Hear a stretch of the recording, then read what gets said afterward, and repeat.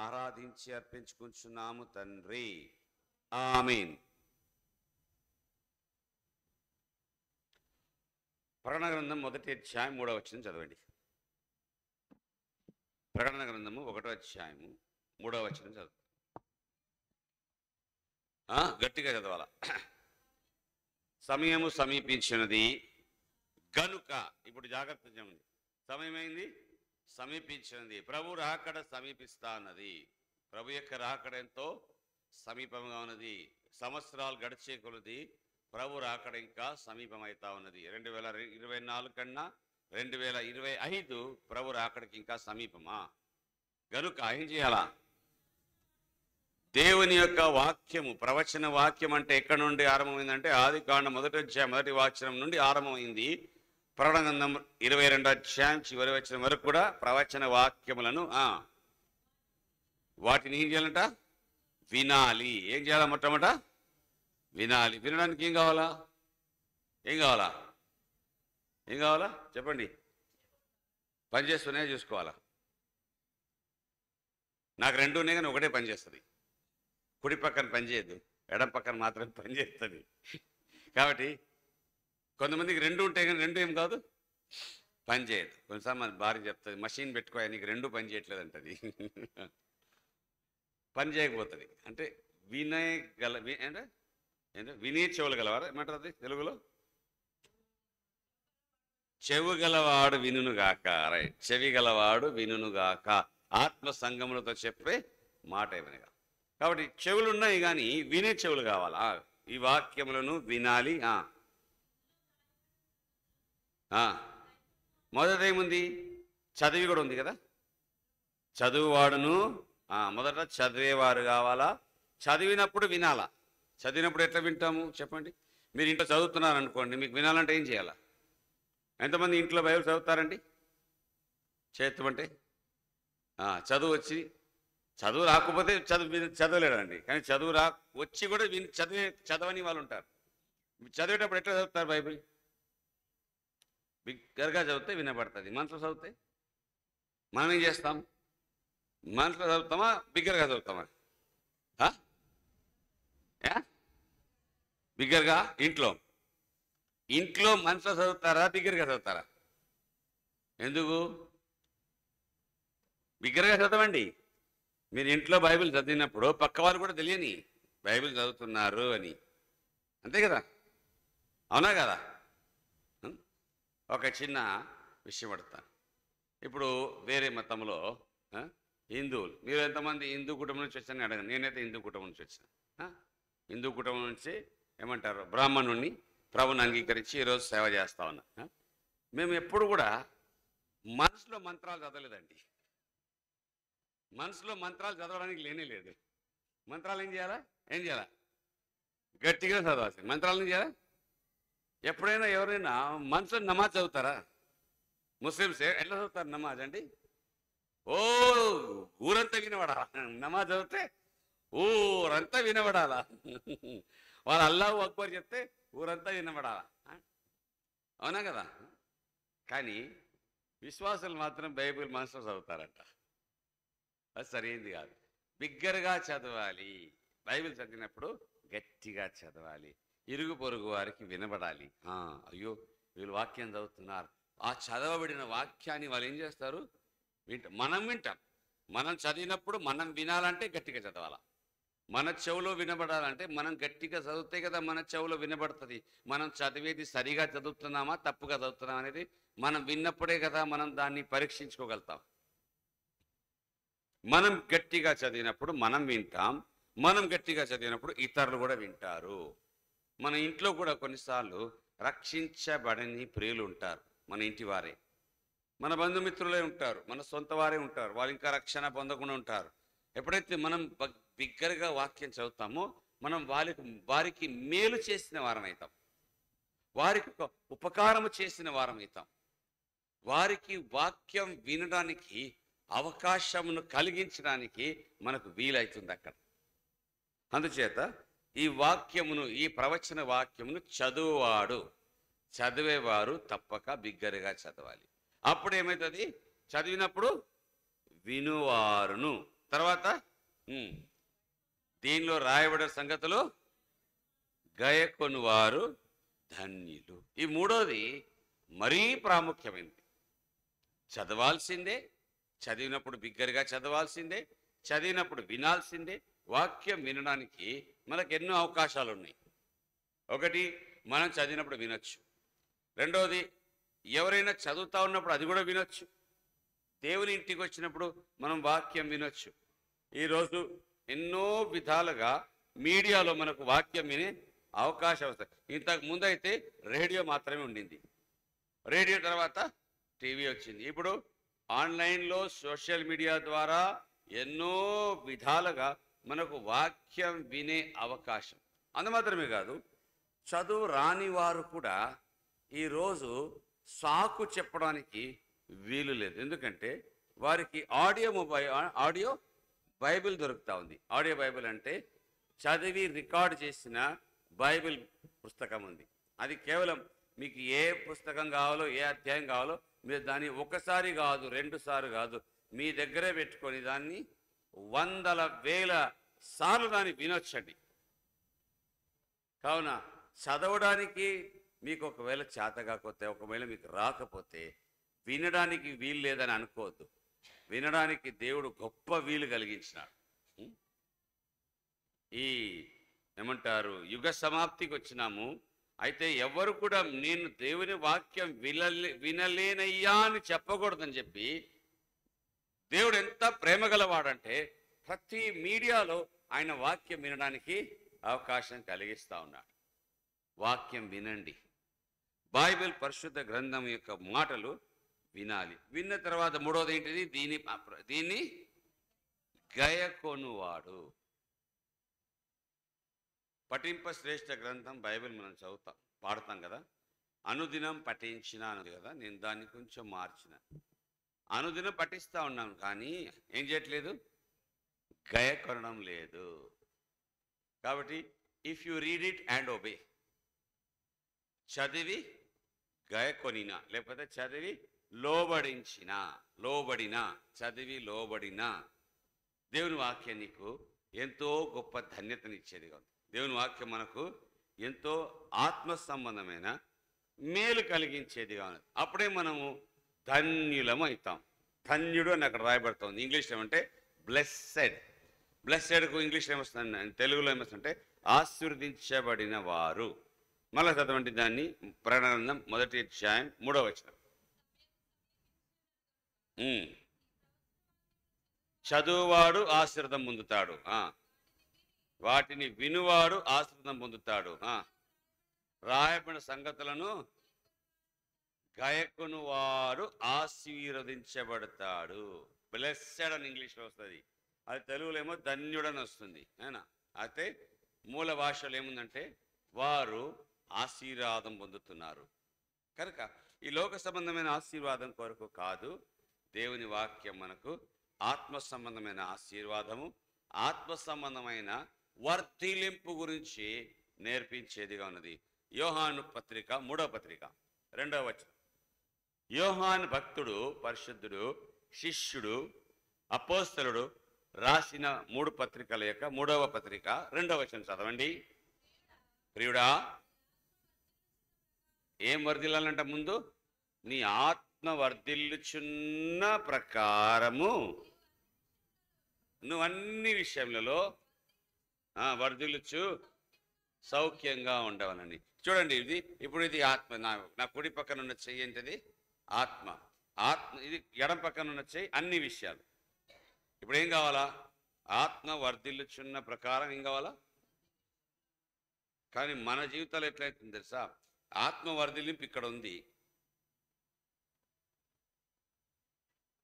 ఇది ఇక్కడికి వెళ్ళిపోయింది.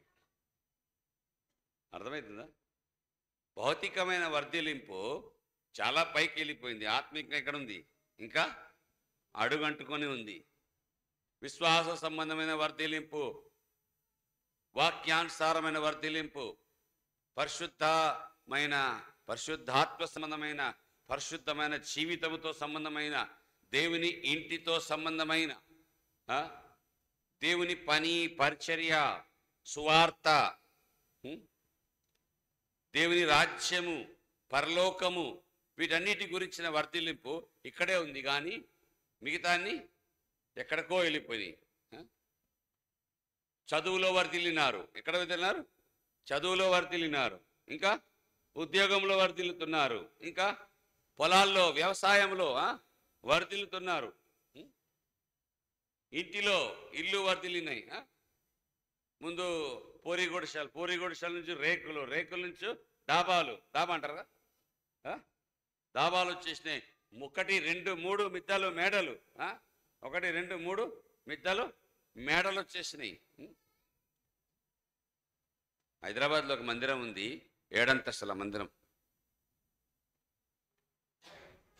7 అంతస్తులు ఉన్నాయి హైదరాబాద్లో ఒక మందిరానికి. ఇక్కడ ఉంది వర్ధిలింపు, ఆత్మ వర్ధిలింపు ఇక్కడ ఉంది. అది పరిస్థితి. ఆలోచించుకోండి ఒకసారి. డబ్బులు చాలా అయిపోయినాయి.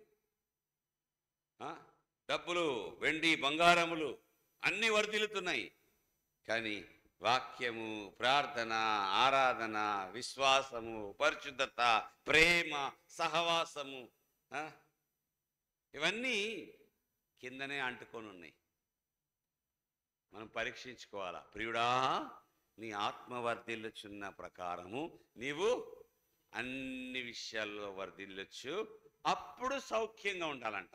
అప్పుడు సౌఖ్యంగా ఉండాలంట. మనం ఏం చేస్తామంటే సౌఖ్యంగా ఉండడానికి, వర్ధిల్లుతానికి అన్నిటినీ వర్ధిలిస్తాం, కానీ ఆత్మ వర్ధిలింపును మనం పట్టించుకో. అందుచేత ఎన్ని ఉన్నా సౌఖ్యం లేదు. ఎన్ని ఉన్నా సౌఖ్యం లేదు, నెమ్మది లేదు, సమాధానం లేదు. ఎటు చూస్తే కలవరమే, ఎటు చూస్తే కలవరమే, ఎటు చూస్తే ఏమంటారు తొందరలు, కలవరము, అనేకమైన కలహాలు, అనేకమైన సమస్యలు, అనేకమైన విభేదాలు, అనేకమైన కొట్లాటలు. వారితో కొట్లాట, ఇంట్లో కొట్లాట, భార్య భర్తలకు కొట్లాట, పిల్లల్లో కొట్లాట, బంధువుల్లో కొట్లాట, ఇరుగు పొరుగు వారిలో కొట్లాటలు, సంఘాల్లో కొట్లాటలు, గొడవలు. ఎందుకు? సౌఖ్యం లేదు. సౌఖ్యం లేకపోవడానికి కారణం ఎక్కడ ఉందంటే ఆత్మ వర్ధిల్లలేదు. ఆత్మ వర్ధిల్లుచున్న ప్రకారము అన్ని విషయాల్లో వర్ధిల్లి ఉంటే తప్పక సౌఖ్యంగా ఉండేవారు. ఇది గమనించుకోవాలి, ఇది గుర్తుపెట్టుకోవాలి. మన వాక్య భాగానికి వస్తాం. యోహాను సువార్త 15వ అధ్యాయం. చాలా విలువైన అధ్యాయం ఇది. యోహాను సువార్త 15వ అధ్యాయము. ఇక్కడ 16వ వచనం చదువుతామండి. ఎవరైనా తెలుగులో చదివి సహాయపడమని ప్రార్థన చేస్తాం. ప్రభు అంటున్నారు, తన శిష్యులతో అంటున్నారు, ప్రజలతో అంటున్నారు, మీరు నన్ను ఏర్పరచుకొనలేదు. మీరు నా పేరిట తండ్రిని ఏమడుగుదురో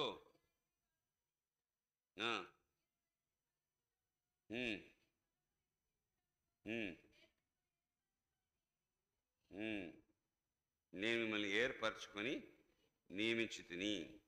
ఇక్కడ ప్రభు అయిన యేసుక్రీస్తు వారు 14వ అధ్యాయం నుండి తన శిష్యులతో ఈ విధంగా మాట్లాడుతూ ఉన్నాడు. ఈ భాగం అంతా కూడా ప్రత్యేకంగా శిష్యులతో మాట్లాడుతున్నాడు. ఈ సందర్భం ఎక్కడ ఆరంభమైందంటే ఆయన పస్కాలో కూర్చున్న సమయం. 13వ అధ్యాయం 1వ వచనం. 13వ అధ్యాయం 1వ వచనంలో ఆరంభమైంది.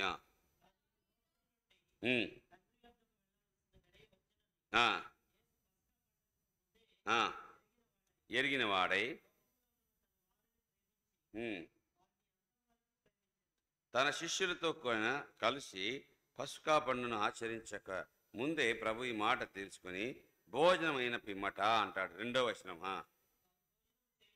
ఆరు భోజనము చేయుచుండగా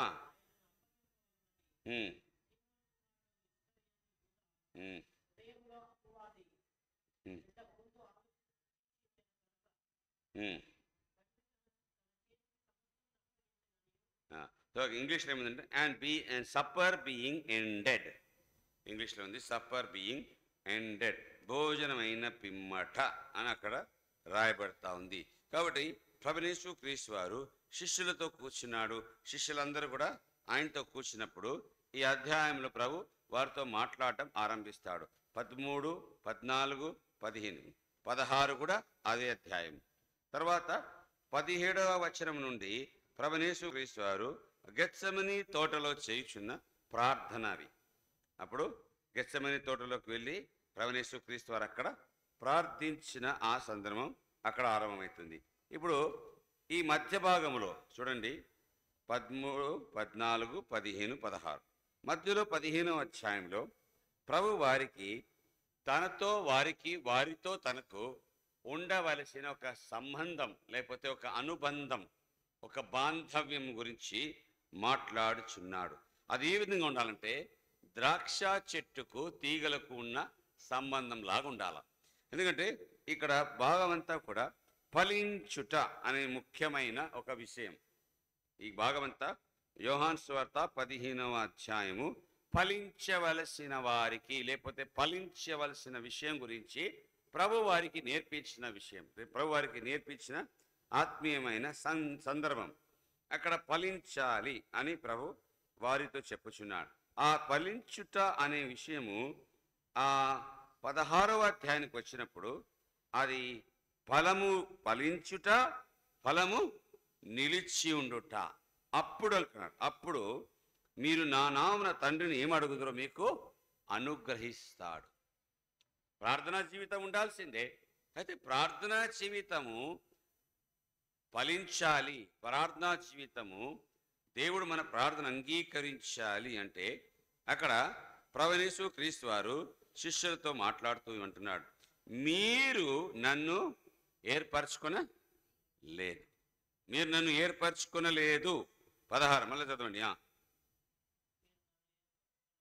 మీరు నన్ను ఏర్పరచుకొనలేదు,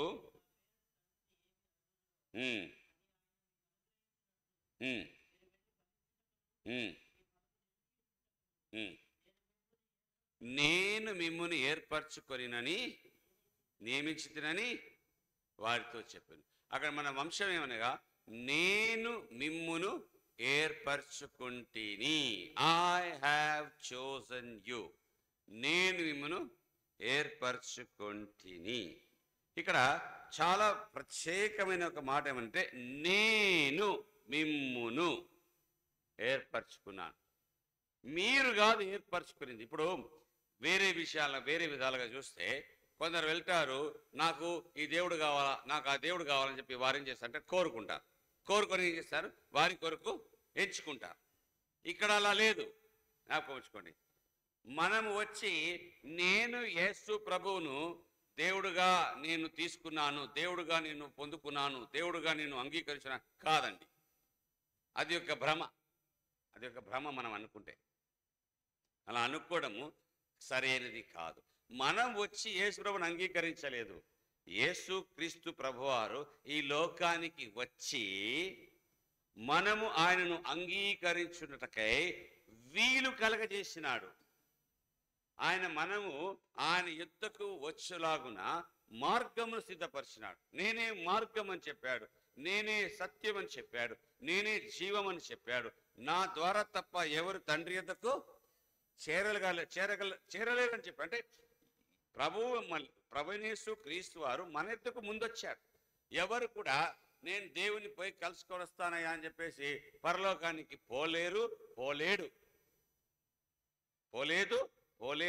పోజాలడు. ఎందుకంటే సాధ్యమే కాదు. పరలోకం నుండి ప్రభుయేసు క్రీస్తు వారు ఈ లోకానికి దిగి వచ్చాడు. పరలోకము నుండి ఆ పరిశుద్ధమైన మా రక్షకుడైన యేసు క్రీస్తు ప్రభువారు మనల్ని ఏర్పరచుకున్న మాత్రం కాదు, మనల్ని ఆయన ప్రేమించి మన ఎదుకొచ్చాడు. యోహాన్ పత్రిక మొదటి యోహాన్ పత్రిక 4వ అధ్యాయము 10వ వచనం చదవండి. 1 John 4:10. మనము దేవుని ప్రేమించితమని కానే కాదు,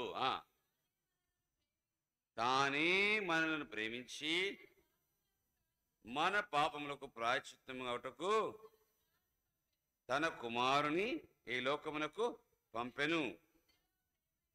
ఇందులో ప్రేమయున్నది. మనము ఆయనను ప్రేమించలేదు, మనం ఆయనను ఏర్పరచుకోలేదు, మనం ఆయనను ప్రేమించడం కూడా లేదు. కింద 19వ వచనం ఏమంటాడంటే చదవండి. 19వ వచనం, ఆయన మొదట మనలను ప్రేమించెను గనుక మనం ప్రేమిస్తున్నాం ఇప్పుడు. కాబట్టి మొదటిగా ఎవరు ఏర్పరచుకున్నారు, మొదటిగా ఎవరు ప్రేమించారంటే ప్రభు. తండ్రి అయిన దేవుడు, ప్రభుయేసు క్రీస్తు వారు, పరిశుద్ధాత్మ దేవుడు, ముగ్గురు త్రియేకముగా ఉన్నారు. ఒక్కడే ముగ్గురు, ముగ్గురే ఒక్కరే ఉన్నారు. ఆ త్రియేక దేవుడు మనల్ని ఏర్పరచుకొని మనల్ని ప్రేమించి, దీనికి రోమపత్రికలో మరొక మాట ఈ విధంగా అపోస్తలుడైన పౌలు చెప్తాడు. రోమీయులకు రాసిన పత్రిక 8వ అధ్యాయంలో, రోమీయులకు రాసిన పత్రిక 8వ అధ్యాయం, రోమా 8వ అధ్యాయము 29, 30. ఎందుకనగా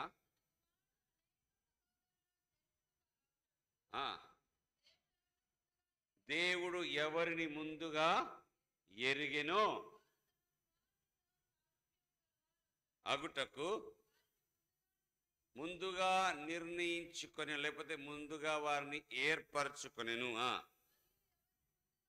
ఎవరిని ముందుగా నిర్ణయించి ఏర్పరచుకున్నాడో వారిని పిలిచినాడు. ఎవరిని పిలిచెను వారిని నీతిమంతులుగా తీర్చెను. ఎవరిని నీతిమంతులుగా తీర్చాడో వారిని మహిమపరచెను. ఇక్కడ ఎంత ఏమంటారు చక్కని మాట ఉందంటే, ముందుగా ఎరిగినాడు. మనం దేవుని ఎరగక ముందే ఆయన మనల్ని ఎరిగి ఉన్నాడు. మనం పుట్టక ముందే ఆయన మనల్ని ఎరుగును. భూమి పుట్టక ముందే, తల్లి గర్భంలో రూపింపబడక ముందే, జగత్పునాది వేయబడక ముందే ఆయన మనల్ని ఎరిగి ఉన్నాడు. ఆయన మనల్ని ప్రేమించి ఉన్నాడు. ఆయన మనల్ని ఏర్పరచుకొని ఉన్నాడు. ఆయన మనల్ని చూచి ఉన్నాడు. మనం ఏమవుదుమో అది కూడా ఆయనకు, మనం ఏముంటిమో, మనం ఏమై ఉన్నామో, మనం ఏమవుతామో అది కూడా ప్రభువుకు తెలుసు. మన విషయంలో ఇంతగా ఎరిగి ఉన్న దేవుడు మనల్ని ఏర్పరచుకొని నియమించుకున్నాడు. మనల్ని ఏమంటారు, నియమించను, వారిని ముందుగా నియమించినాడు, వారిని పిలిచినాడు. పిలిచిన వారిని ఏం చేసినాడు? నీతిగా తీర్చినాడు. పరిశుద్ధపరిచి వారిని నీతిగా తీర్చుతా. ఎంతమందిని పరిశుద్ధపరిచినాడు, నీతిగా తీర్చినాడు, వారిని మహిమపరిచినాడు. ఈ కార్యములన్నింటినీ కూడా ఆలోచిస్తే దేవుని ప్రేమ ఎంతో గొప్పది. ఆయన ఏమన్నంటే, నేను మిమ్ములను ఏర్పరచుకొని ఉన్నా, ఏర్పరచుకుంటుని. ఇది మనకు ఒక గొప్ప ఏమంటారు ధైర్యం, గొప్ప ధైర్యం, గొప్ప బలం. ఏమంటే, నేను కాదు దేవుని ఏర్పరచుకుంది, నేను కాదు యేసు ప్రభు వారి దగ్గరికి వచ్చి రక్షించబడడానికి నేను ఏమీ చేయలేదు, అంత ఆయనే నా పక్షంగా చేశాడు. కావున నేను కాదు, ఆయనే చేశాడు. ఆయనే చేశాడు. ఆయనే నన్ను పిలిచాడు. ఆయనే నన్ను ఏర్పరచుకున్నాడు. ఆయనే నన్ను ఎరిగి ఉన్నాడు. ఆయనే నన్ను పిలిచినాడు. ఆయనే నన్ను నీతిగా తీర్చినాడు. ఆయనే నన్ను మహిమపరిచినాడు అంటున్నాడు కదా. ఇక్కడ నా వంతు ఏమీ లేదు, నా కృషి ఏమీ లేదు. నా మట్టుకు నేను చేసినాను, నేను వచ్చినాను, నేను అంగీకరించినాను, నేను చేర్చుకున్నాను అనేది లేదు. అందుకే ఒక మాట అంటాడు అపోస్తలుడైన పౌలు ఎఫెసు పత్రిక 2వ అధ్యాయంలో, ఎఫెసు పత్రిక 2వ అధ్యాయం అపోస్తలుడైన పౌలు ఈ మాట రక్షణ విషయంలో ముఖ్యంగా అంటాడు. 8, 9 వచనం, 2వ అధ్యాయం 8, 9 వచనం. మీరు విశ్వాసము ద్వారా కృపచేతను రక్షించబడి ఉన్నారు. ఇది జాగ్రత్త చేయండి, ఇది మీ వలన కలిగినది కాదు, దేవుని వరమే. క్రియల వలన కలిగినది కాదు, కనుక ఎవ్వడును అతిశయపడ. ఒకవేళ మనమే గనక యేసు ప్రభువును ఏర్పరచుకొని ఉంటే, ఒకవేళ మనమే గనక యేసు ప్రభువును ప్రేమించి ఉంటే, ఒకవేళ మనమే గనక యేసు ప్రభు దగ్గరకు వచ్చి, ప్రభు నేను నిన్ను నా దేవుడుగా అంగీకరిస్తాను అనే ఒకవేళ ఆ భావన, ఆ ఆలోచన, లేకపోతే అటువంటి వైఖరి విధానం మనలో ఉండి ఉంటే మనం ఏ లెవెల్లో ఉండే మన గర్వం. అంతే కదా. దీనికి ఒక వ్యక్తి గురించి చెప్పాలనుకుంటున్నాను, యాకోబు గురించి. చూడండి, ఆది కాండంలో 28వ అధ్యాయంలో యాకోబు ఆ బేతేల్ అనే ఆ ప్రాంతంలో, లూజు అనే ఆ ప్రాంతంకి వచ్చి ఒక రాతిని తీసుకొని దిండుగా చేసుకొని ఆడ పండుకున్నాడు. అలసిపోయి టైర్డ్ అయిపోయి పాపం నడుస్తూ నడుస్తూ నడుస్తూ నడుస్తూ పారిపోతూ ఆడికి వచ్చి అలసిపోయి అక్కడ వచ్చి ఆ రాయి తీసుకొని దిండు చేసుకొని పండుకొని కలగన్నాడు. ఒక కళ వచ్చింది. ఏం కళ వచ్చిందంటే, ఒక నిచ్చెన చూశాడు. అది ఎక్కడుంది? భూమి మీద నుండి ఆకాశం అంటే పరలోకం వరకు అది పెట్టబడిన నిచ్చెన. దేవుని దూతలు ఎక్కుట దిగుట చూస్తున్నాడు. చూసిన తర్వాత ఆయన ఆ దేవుని యొక్క స్వరం విన్నాడు. దేవుడు అక్కడ నిలబడి దర్శనం చూసి స్వరం విని, నేను అబ్రహాము ఇసాకు దేవుడును అని చెప్పి దేవుడు తనతో మాట్లాడినప్పుడు యాకోబు బిక్కున లేచాడు. 16వ వచనం చదవండి.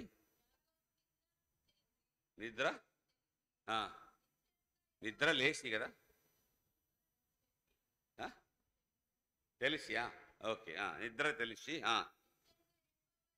నిశ్చయముగా యెహోవా ఈ స్థలమందు ఉన్నాడు, అది నాకు తెలియకపోయినందున భయపడి, ఎంతో భయంకరము, ఈ దేవుని మందిరమే వేరొకటి కాదని చెప్పేసి ఖచ్చితంగా తీర్మానం చేసుకున్నాడు. ఆ తీర్మానానికి రుజువుగా చేసినట్టే అయితే దిండుగా పెట్టుకున్న రాయి ఉంది కదా, ఆ రాయిని నిలబెట్టి దాని ఒక స్తంభంగా పెట్టాడు. స్తంభంగా పెట్టి దాని మీద నూనె పోసి దాన్ని ఏం చేశాడు? బేతేలు అని చెప్పి దానికి పేరు పెట్టాడు. యెహోవా మందిరము అని చెప్పి అక్కడ పేరు పెట్టాడు. అప్పుడు యాకోబు దేవునితో ఒక మొక్కుబడి చేస్తాడు. ఒక మొక్కుబడి ఏం చేస్తారంటే 20, 21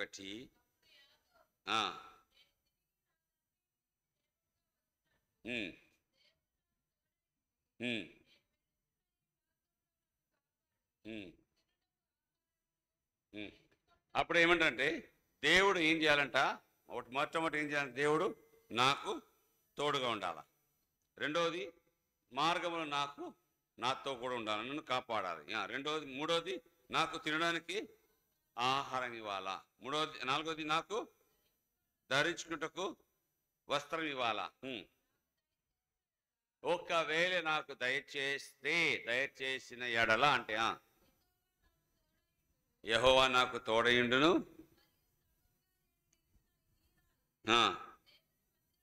అప్పుడు దేవుడు మందిరం అవుతుందా?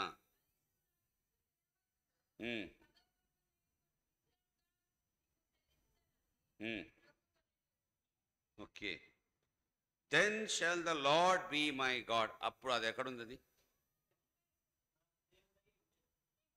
దేవుడై ఉండును, ఉండేను అని కాదు. ఉండును అంటే అర్థం ఏంటిది అంటే, ఒకవేళ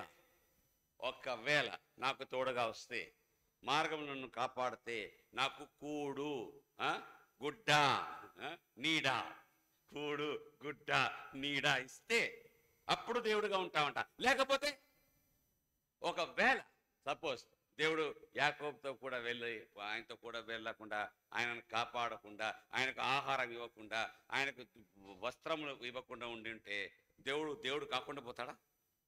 will God cease to be God? కానే కాదు కదా. నీకు ఇస్తేనే దేవుడా. యాకోబు యొక్క తలంపు చూడండి.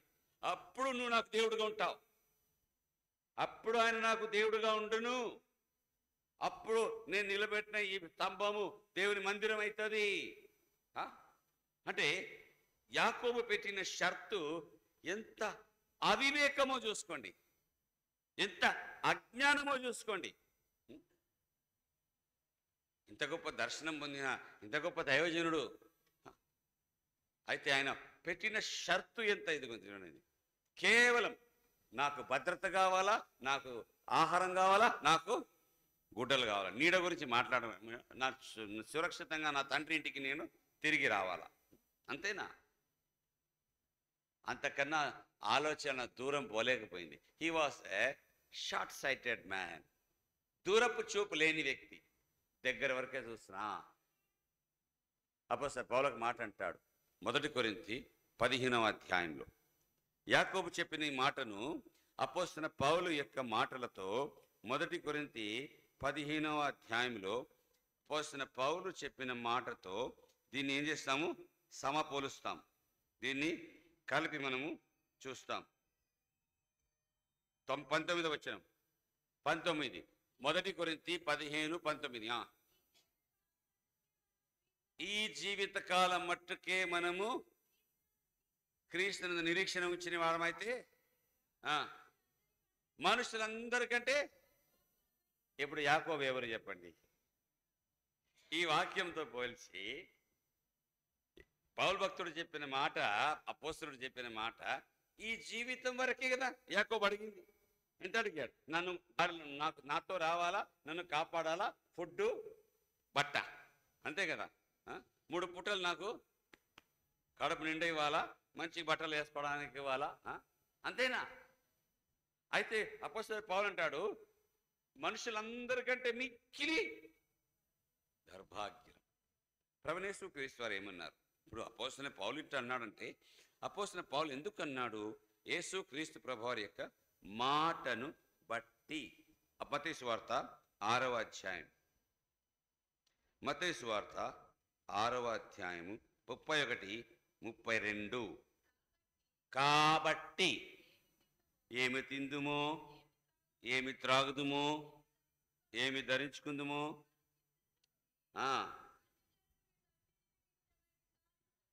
ఇప్పుడు యాకోబు దేని గురించి విచారిస్తున్నాడో దాన్ని బట్టి యాకోబు దైవజనుడా అన్యజనుడా? మీరు అంటారు ఏంది ఈ అంకులన్నీ ఉల్టా ఉల్టా చెప్తున్నానని. ప్రభు ఏమన్నాడు?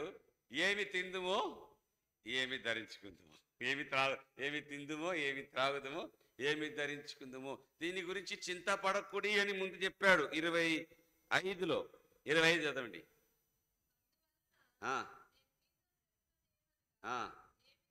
ఏమి తిందుమో, ఏమి త్రాగుదుమో అని మీ ప్రాణము గురించి నేను ఏమి ధరించుకుందుమని మీ దేహము గురించి నేను ఏమా చింతపడకూడి.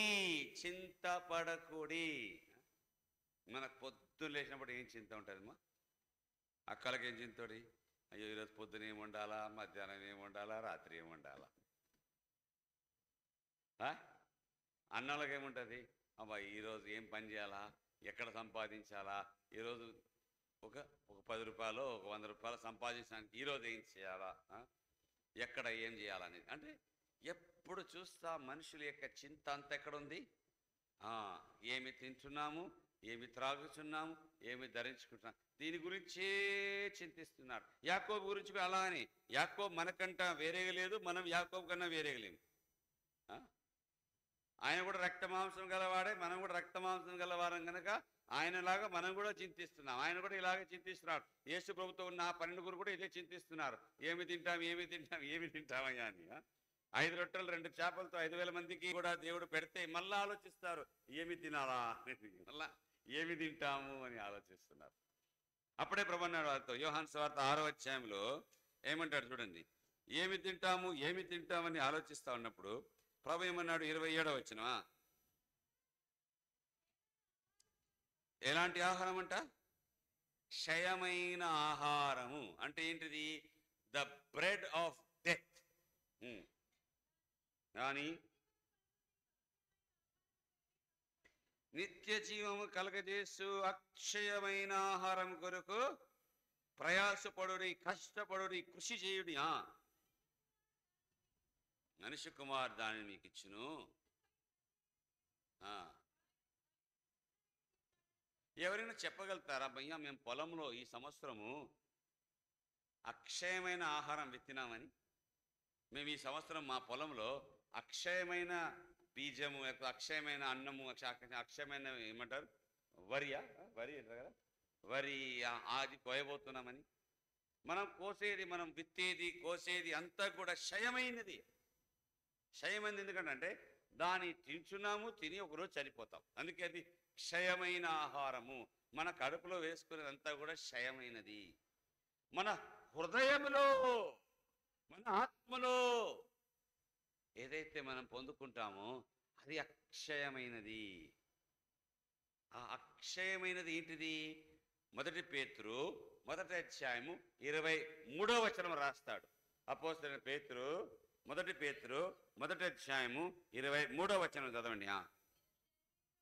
మీరు క్షయ బీజం నుండి, లేకపోతే క్షయమైన ఆహారం నుండి కాగా, ఇక్కడ చూడండి, శాశ్వతమగు జీవము గల దేవుని వాక్య మూలమున, అనగా అక్షయ బీజం అంటే ఏంటిది? అక్షయ ఆహారము. అక్షయమైన ఆహారము నుండి పుట్టింపబడిన వారు గనుక నిష్కపటమైన సహోదర ప్రేమ కలుగునట్లు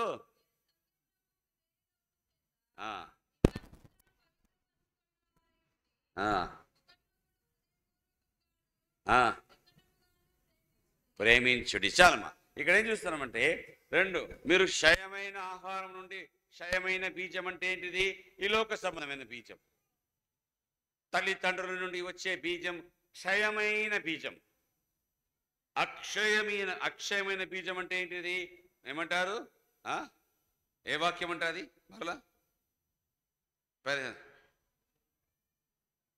మళ్ళా చదువు పైన.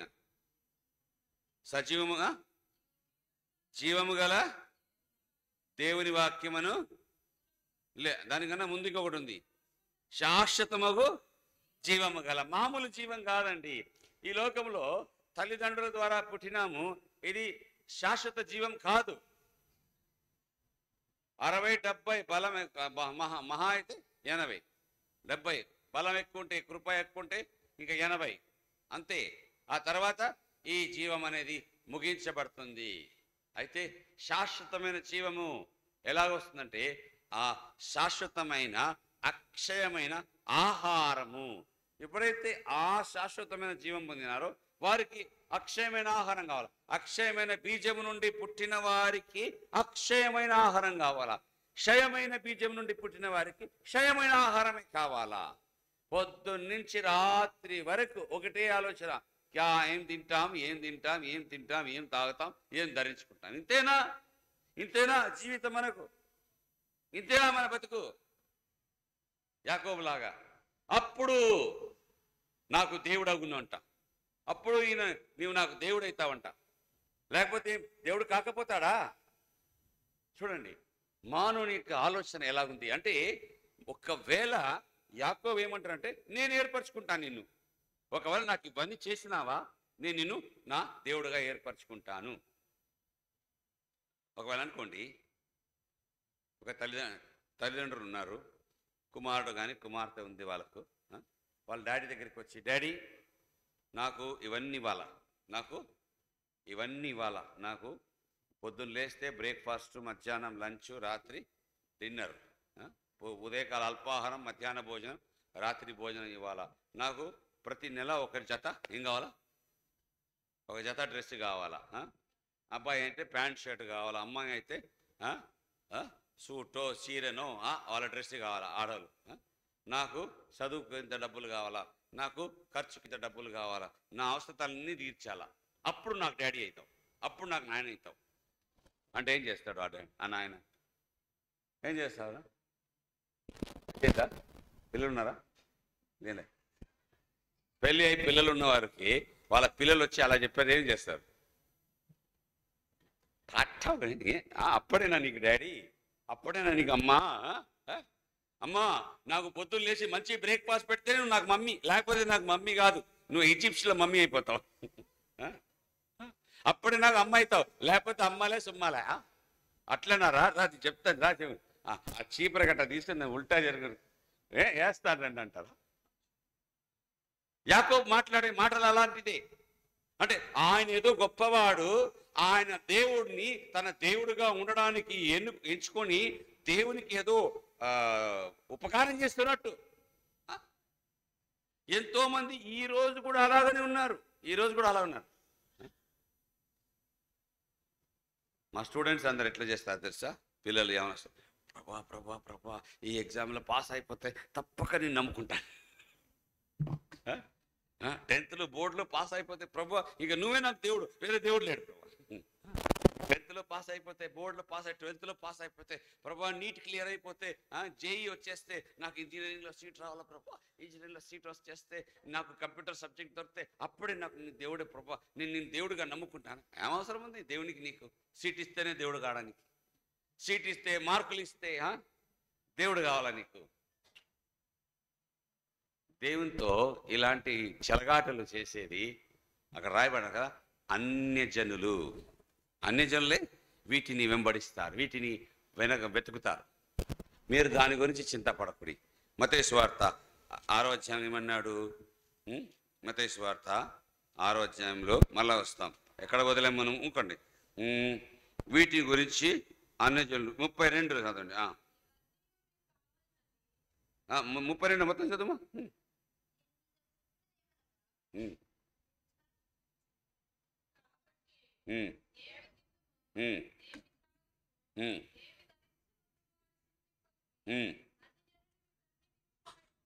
అన్యజనులు వీటన్నిటి విషయంలో విచారిస్తారు, చింతిస్తారు, బాధపడతారా?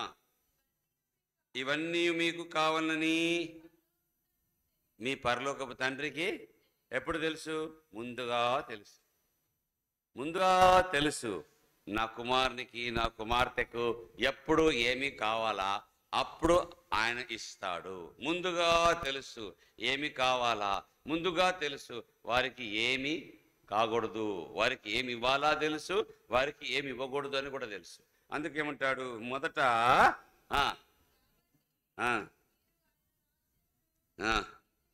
మొదట వెతుకుడి. మీరు మొదట దేన్ని ఉంచాలో దాన్ని వెనకాల పెట్టారు, వెనకాల దేన్ని పెట్టారో దాన్ని మొదట పెట్టేశారు. అంతే కదా? అదే కదా మనం చేసే పని. ఏదైతే ముందుండాలో దాన్ని వెనకాల పెట్టేసి, ఏదైతే వెనక ఉండాలో దాన్ని ముందు పెట్టుకున్నారు, మొదట పెట్టుకున్నారు. యాకోబు అదే చేశాడు కదా. మొదట ఏం పెట్టాడు? నాకు దేవుడు తోడుగా ఉండాలా, నాకు అన్నం పెట్టాలా, నాకు భద్రత ఇవ్వాలా, నాకు బట్టలు ఇవ్వాలా, నాకు ఇవన్నీ చేయాలా దేవుడు, అప్పుడే నాకు దేవుడు. ఎప్పటి వరకు చేశాడు తెలుసా? 32వ అధ్యాయం వరకు చేశాడు. ఆ పని ఎప్పటి వరకు చేశాడు? 32వ అధ్యాయం వరకు చేశాడు. 32వ అధ్యాయానికి వచ్చినప్పుడు అంతా పోయింది, ఒక్కడే మిగిలాడు. ఎక్కడ? పెనియల్లో. పెనియల్లో ఒక్కడే మిగిలాడు. ఇప్పుడు ఎవ్వరు లేరు ఆయన చెత్తలో. ఇప్పుడు ఆయనకు ఆకలి అవసరమే. అప్పుడు అన్నలే ఆయన, ప్రభువా ఇప్పుడు నాకు అన్న వస్త్రం ఇవ్వమని చెప్పలే. 32వ అధ్యాయం ఆదికాండం. ఇక్కడ మారాడు అయ్యా, యాకోబు అయ్యా ఇక్కడ వచ్చినాక మారాడు. పెనియల్లో రాత్రంతా దేవునితో పెనుగులాడాడు. దేవునితో పెనుగులాడుతూ ఏమంటాడు? నన్ను ఆశీర్వదిస్తేనే కానీ నిన్ను పోనీయను. ఇప్పుడు అన్నాడా? నాకు అన్నం పెట్టమన్నాడా? నాకు ఆహారం ఇవ్వమన్నాడా? నాకు వస్త్రం ఇవ్వమన్నాడా? నన్ను సురక్షితంగా నడిపించుకొని తీసుకురమ్మన్నాడా? లేదు. ఇప్పుడు ఆయనకు తెలుసు, ఎందుకంటే ఆయన ముందుకెళ్తే ఆయనకు మరణం ఎదురుంది. ఏ మరణం అంటే ఆయన సొంత అన్న అయిన ఏసావు ఆయనను చంపకోస్తున్నాడు. ఏసావు నన్ను చంపుతాడు అని ఆయనకు నిశ్చయంగా తెలుసు. చూడండి, ఆదికాండం 31వ అధ్యాయంలో, ఆదికాండం 31వ అధ్యాయంలో 32:24 లేదు, అక్కడ కాదు 32లో ఒక నిమిషం 32:11 నా సహోదరుడైన ఏసావు చేతి నుండి దయచేసి నన్ను తప్పించుము. అతడు వస్తాడు, వచ్చి పిల్లలతో తల్లిని ముందు చంపునేమోనని హీ కమ్ అండ్ స్మైట్ మీ, నన్ను చంపున లేదా? ఎక్కడుంది? నన్ను చంపునేమో, నన్ను చంపుతాడు. ఇప్పుడు చావు దగ్గరకు వచ్చాడు, నన్ను చంపేస్తాడు ప్రభువా, నన్ను చంపేస్తాడు. ఇప్పుడు నాకు బట్టలతో ఏం పని, ఆహారంతో ఏం పని? నాకు ఇవన్నీ వద్దు, నన్ను ఆశీర్వదించు, ఇప్పుడు నన్ను ఆశీర్వదించు. రాత్రంతా ప్రభుతో పెనుగులాడుతూ ఉన్నాడు. నన్ను ఆశీర్వదిస్తేనే కానీ నిన్ను పోనీయను. 20 సంవత్సరాలు దేవుడు ఆయనకు అన్నం పెట్టాడు, వస్త్రం ఇచ్చాడు, భద్రత ఇచ్చాడు. అన్ని విధాలుగా యాకోబును దేవుడు కాపాడుతూ వచ్చాడు. ఎండ, వాన, చలి అన్ని తట్టుకున్నాడు. చూడండి, ఆయన అంటాడు ఒక మాట, యాకోబు నుండి పారిపోయినప్పుడు ఒక మాట అన్నాడు. చూడండి, 31-40 వచనం.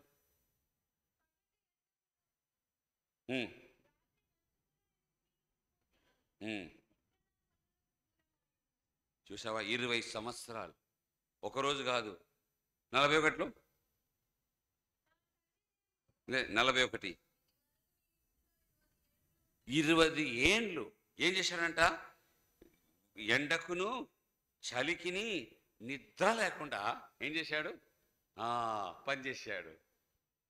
చూడండి, దేవుడు ఎంత అద్భుతంగా తన జీవితంలో ఈ మార్పు తీసుకొచ్చాడు. ఇప్పుడు ఆయనకు ఆహారంతో, వస్త్రాలతో ఏం పనిలే. ఇప్పుడు అన్నట్లే, నువ్వు నన్ను ఆశీర్వదిస్తేనే కానీ నువ్వు నాకు దేవుడిగా ఉంటాడని లేదు. నన్ను ఆశీర్వదిస్తేనే కానీ నిన్ను విడిచిపెట్టను, నాకు దేవుడిగా ఉంటానని చెప్పట్లేదు. ఏమంటారంటే, నిన్ను విడిచిపెట్టను, నువ్వు నాకు కావాలా, నేను విడిచిపెట్టాను నిన్ను. ప్రేమన్నారా? అప్పుడంటాడు నాకు దేవుడుగా ఉండును అంటాడు. ఇప్పుడు అంటాడు నేను విడవను నిన్ను అని దేవుని హత్తుకోవడం నేర్చుకున్నాడు. అప్పుడు ఏం చేశాడంటే దేవుడు ప్రభు అక్కడ ఆయన తొడగొడ్డు ఏమంటారు ముట్టగా అది ఊడిను. అప్పుడు ఆయన ఏంటంట, దేవుని మీద పూర్తిగా ఆయన ఆశ్రయించినాడు. 32వ అధ్యాయము ఆదికాండము 32వ అధ్యాయము 25వ వచనం.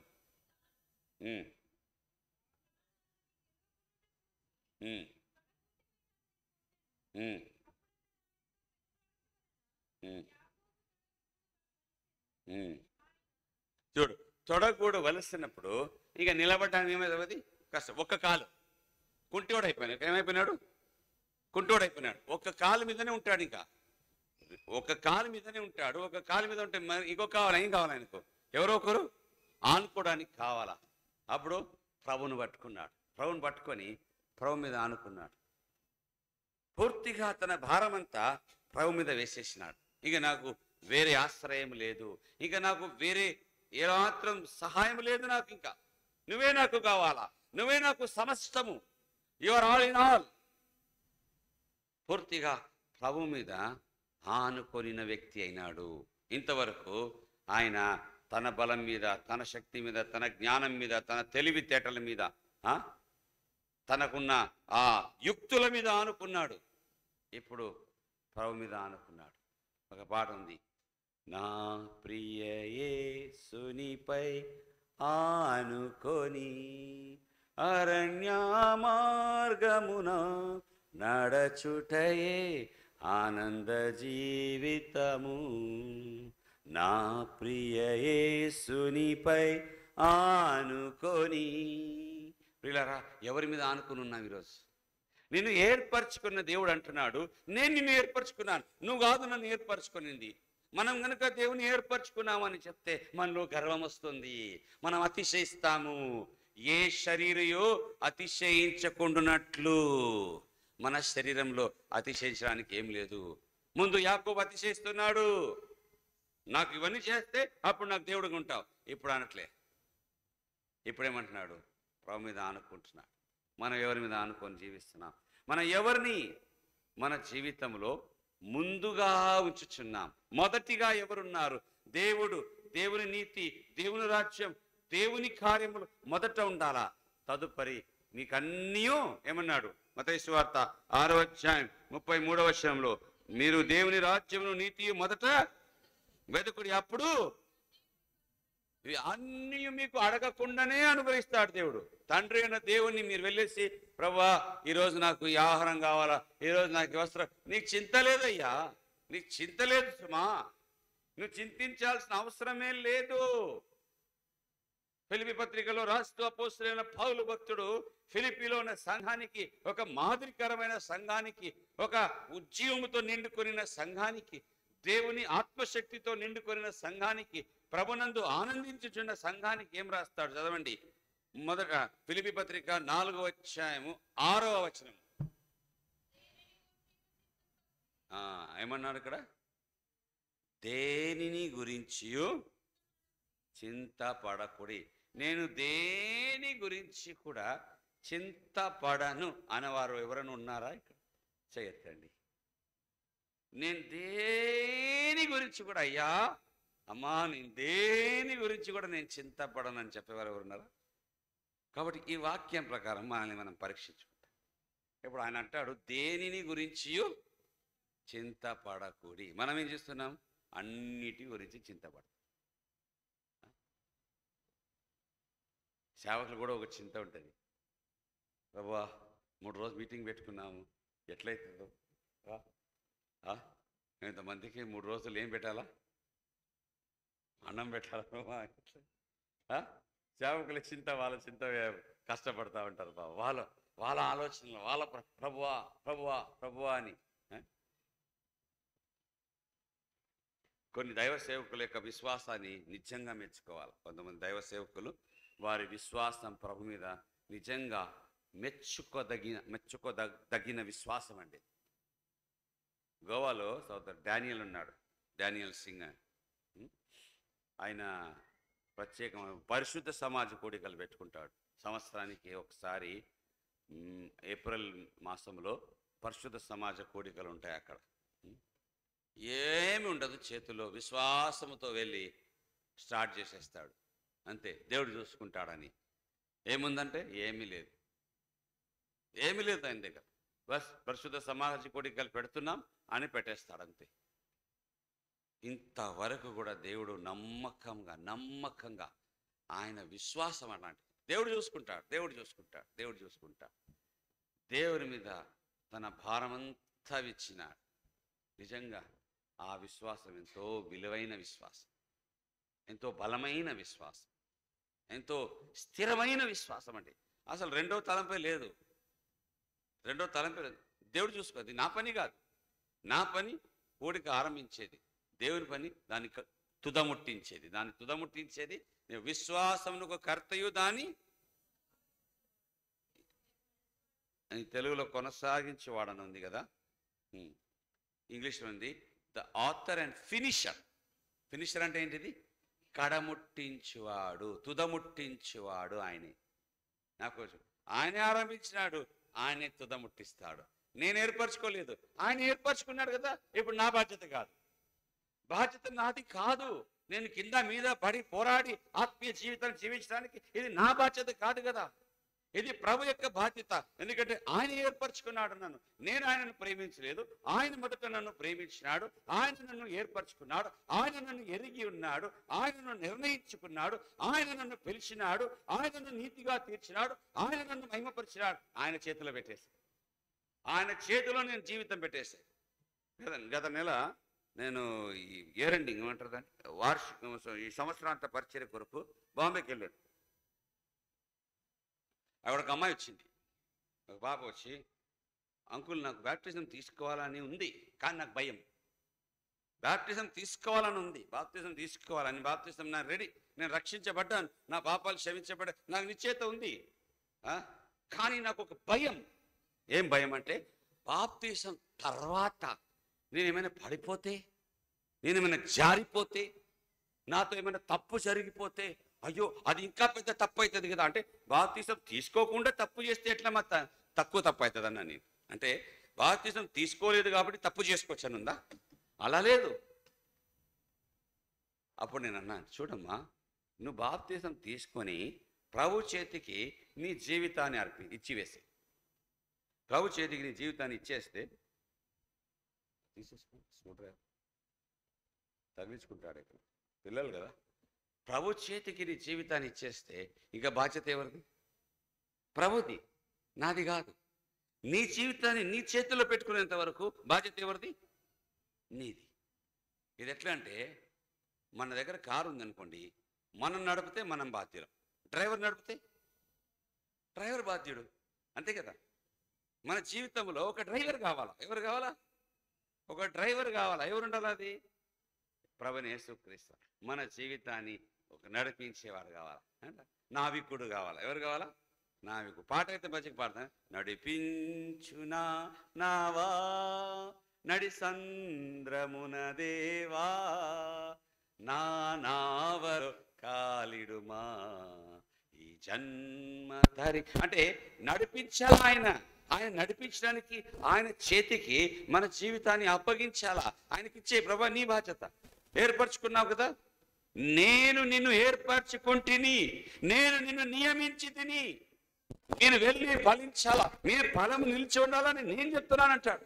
మనకు చింత, ప్రభువా నేను ఫలిస్తానో లేదో, నేను ఫలిస్తానో లేదో, నేను ఫలిస్తానో లేదో అని ఆలోచనలోనే ఫలించకుండా ఉన్నాము. ఫలించకపోతే ఇంకా నిలిచి ఉండేది ఎక్కడ? ఆ కొంచెం గొప్ప ఫలం వస్తే ప్రభువా భయం ఉంది, ఈ ఫలం నిలిచి ఉంటుందా పడిపోతుందా, ఈ ఫలం నిలిచి ఉంటుందా పడిపోతుందా అని. నా బాధ్యత కాదు. Who has employed me, he is responsible for me. నన్ను ఎవరైతే పనికి పెట్టుకున్నారో, నన్ను ఎవరైతే పిలిచి ఉంచుకున్నారో బాధ్యత వాళ్ళది. నేను పొద్దున్న లేచి ప్రభా నేను ఏం తింటా, నేను ఆలోచించాల్సిన పనులు ఎందుకు? మీ డ్యూటీ ప్రభా, అది మీ పని ప్రభా. నేను ఎప్పుడు నాకు ఏమి ఇవ్వాలో మీకు తెలుసు, మీరు పంపించాలా నాకు తెలియదు. ఏలియా భక్తుడు ఆ కెరెతు వాగు దగ్గర పోయినాడు. ప్రభు ఏమన్నాడు, పోయి అక్కడ ఉండు, నేను నీకేం చేస్తాను, ఆహారం పంపిస్తాను, ఆడ వాగులో నీళ్ళుంది, నీళ్ళు తాగు. ఇప్పుడు పొద్దున లేచి ఏలియా రా రా కాకిరా కాకిరా అని పాట పాడుతున్నాడా? అవసరంలే. ఏలియా మంచిగా వండుకుని ఉన్నాడు. కాకి వస్తుంది, లేయ్యా నీ మాంసం తీసుకొచ్చాను, లేయ్యా నీ రొట్టె తీసుకొచ్చానని. కాకులు వచ్చి ఆయన లేపేదంట అలారం క్లాక్ లాగా. ఆయన నిశ్చింతగా ఉన్నాడు. భక్తుడైన పేతురు చెరసాల్లో ఉన్నప్పుడు ఏం చేస్తున్నాడండి? పేతురు పాటలు పాడా. పౌలు శీలా పాటలు పాడి. మీరు ఎక్కడున్నారండి? నాకు చెరలో ఉన్నాయేవి, దేవుని ఇంట్లో ఉన్నామే, నేను నిద్రపోదు. ఎందుకు? I'm not bothered, my lord is taking care. నా బాధ్యత కాదు. ఇప్పుడు నేను బయట ఎట్లా పడాలా, ఈ గోడ దుంకాలా, ఆ గోడ దుంకాలా అనే ఆలోచన లేదు. ఏ తలుపు బద్దలు కొట్టాలా ఆయనకు దిగులు లేదు. ఎందుకు? నా దేవుడు చూసుకుంటాడు. ఒకవేళ నా దేవునికి రేపు ఉదయకాలం నేను బయట కావాలంటే ఆయన బయట తీసుకెళ్తాడు. ఎడ తీసుకెళ్తాడు నాకు తెలియదు. దూత వచ్చాడు, లేవయ్యా మిత్రయ్యా, లేవయ్యా, లేపాడు. లేపి బట్టలు వేసుకోయా, ముందు బట్టలు తొడిగించుకో. బట్టలు తొడుక్కున్నా రాబోదామని చెప్పేసి బయటకు తీసుకెళ్ళాడు. పేతురుకి ఏ టెన్షన్ లేదు. ఎట్లా పోతామయ్యా, ఓ దేవదూత, ఓ అయ్యా ఎట్లా పోతాం, తలుపులు మూసినాయి, ఏం పట్టించుకోలే, పోమంటే పోయినాడు అంతే. That is called faith. దాన్ని విశ్వాసం అంటారండి. విశ్వాసం అంటే ఏంటి? దేవుడు నన్ను ఏర్పరచుకున్నాడు, ఇదే నా విశ్వాసం. నేను ఏర్పరచుకోలేదు. నేను ఏర్పరచుకుంటే నేను ఎన్నో కష్టాలు పడాల్సి వస్తాయి. దేవుడు ఏర్పరచుకున్నాడు కాబట్టి నాకు విశ్రాంతి. నేను కాదు కదా చేసింది, ఇట్ ఈస్ గాడ్స్ వర్క్. దేవుని బాధ్యత. ఇది నేర్చుకుంటే మన జీవితంలో ఎంతో గొప్ప నెమ్మది పొందుతాం. విశ్రాంతి. ప్రభువు యేసుక్రీస్తు ప్రయాసపడి భారం మోయిచున్న వాళ్ళ నా ఎదుకు రండి, నేను మీకు, ఆయన అన్నాడు కదా, నేను నీకు విశ్రాంతి ఇస్తానని చెప్పేసి. మనం ఏం చేస్తాం? పండుకొని ప్రభువా నిద్ర రాట్లే ప్రభువా. 127వ కీర్తన 2వ వచనం నాకు చాలా ఇష్టమైన వాక్యం. చదవండి. చాలా రాత్రి వరకు పండుకొనొచ్చు, కష్టార్జితం. ఇంతకుముందు ఏం చేసినాం? క్షయమైన ఆహారం. ఇప్పుడు ఏమంటున్నాడు? కష్టార్జితమైన ఆహారము వ్యర్థమే. ఎందుకు? తన ప్రియులు నిద్రించుచుండగా ఆయన వారికి ఇచ్చుచున్నాడు. తన ప్రియులు నిద్రించుచుండగా ఆయన వారికి ఇచ్చుచున్నాడు. మేము జబర్పూర్లో ఎక్కడ ఉంటాము, మేము ఉండే వీధి అవతల ఒక ఇల్లుంది. నా స్వరం ఇంతే, నా గొంతు ఇంతే, పెద్ద గొంతు. కాబట్టి మాకు మైక్ లేకున్నా కాలనీ అంతా వినబడుతుంది. నేను వాక్యం చెప్తే కాలనీ అంతా వినబడుతుంది, నేను పాటలు పాడితే కాలనీ అంతా వినబడుతుంది. కాబట్టి కాలనీ వాళ్ళు కలెక్టర్కి పోయి కంప్లైంట్ చేశారు. కలెక్టర్ దగ్గర పోయి కంప్లైంట్ ఇచ్చిన, ఇక్కడ వచ్చి మా కాలనీలో ఇంత వాక్యం చెప్పి పాటలు పాడేందరినీ మతం మారుస్తున్నాడు అని చెప్పి. ఆ ఇంటి ఎదురుగా ఆ వీధి అవతల ఒక ముసలోళ్ళు ఉన్నారు, భార్య భర్త ఉన్నారు. ఆమెకు ఆ తల్లికి ఆరోగ్యం బాగలే. తల్లికి ఆరోగ్యం బాగా, ఆమెకు రాత్రి నిద్ర రావు. రాత్రి నిద్ర రాకుండా ఆమె ఎంత ఏమంటారు కలవరం అయిపోతుంది. ఆ కలవరానికి అందరూ ఏమన్నా ఆమెకు దయ్యం ఉంది అని అంటారు. ఆమెకు దయ్యం పడుతుంది అంటే నిద్ర రాకపోతే ఒక వ్యక్తి ఏమవుతాడు, కలవరిస్తూనే ఉంటుంది, ఏదేదో మాట్లాడుతుంది నిద్ర రాకుండా. కాబట్టి ఆమెకు దయ్యం ఉందని చెప్పడం మొదలుపెట్టాడు. అది ఆమెకు నా గొంతు వినబడుతుంది, నా పాటలు వినబడతా ఉంది. వాళ్ళ భర్తకు చెప్పింది. ఆ సేవకుడు ఉన్నాడు కదా, ఆ సేవకునికి పోయి చెప్పు, వచ్చి నా కొరకు ప్రార్థన చేయమని. ఆయన వచ్చి చెప్పాడు, అయ్యా నా భార్య చెప్తుంది, నీ స్వరం వినింది, నీ పాటలు వినింది, నీ వాక్యం ప్రతిరోజు కూర్చొని బయట వరాండాలో కూర్చొని నీ వాక్యం వింటూ ఉంటుంది. ఆమెకు ప్రార్థన కావాలని కొంచెం వచ్చి ప్రార్థన చేయం. ఏమైంది ఆమెకు, ఇట్లా ఆమెకు బాధ ఉంది, ఆమెకు ఆరోగ్యం బాగాలేక రాత్రి నిద్ర లేక ఆమె సతమతం అవుతుందంటే, అప్పుడు నేను వెళ్ళాను, కాసేపు ఆమెతో మాట్లాడి ఆమెకు వాక్యం చెప్పి ప్రభు గురించి ఇంకా చెప్పి, క్రైస్తవులంటే పుట్టుక క్రైస్తవులు మారు మనసు గురించి, రక్షణ గురించి ఆమెకి చెప్పేసి ఈ వాక్యం చదివించినాడు. 127 ఆయన ప్రియులు నిద్రించుండగా, ఆయన అది ఇంగ్లీష్లో ఎలాగుందంటే, behold he giveth his beloved sleep, అంటే ఆయన తన ప్రియులకు నిద్ర ఇచ్చుచున్నాడు అని ఇంగ్లీష్లో వస్తుంది.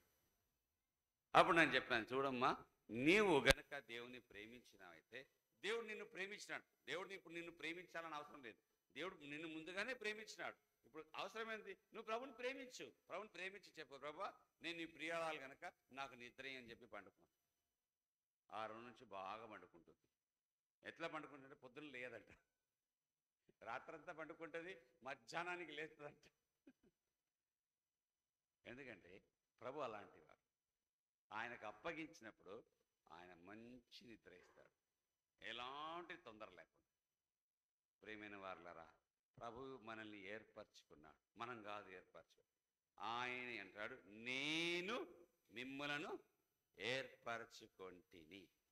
ప్రభు మీద మన భారం వేసి పూర్తిగా ఆయన మీద విశ్వాసం, ఆయన మీద ఆనుకోవడం, ఆయన మీద మన యొక్క భారం ఇచ్చినప్పుడు, నీ భారమును యెహోవా మీద మోపము.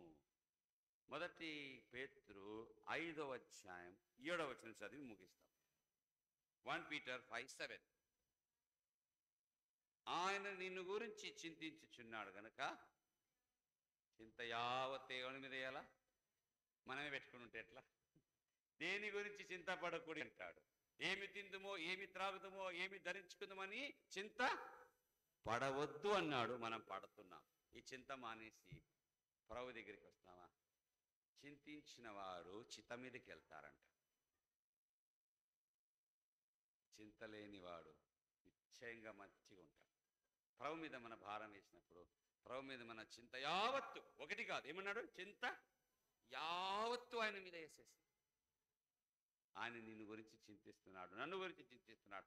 ఆయన ప్రపంచంలో ఉన్న 700 కోట్ల మంది గురించి చింతించగలటకు ఏమంటారు, శక్తిమంతుడు.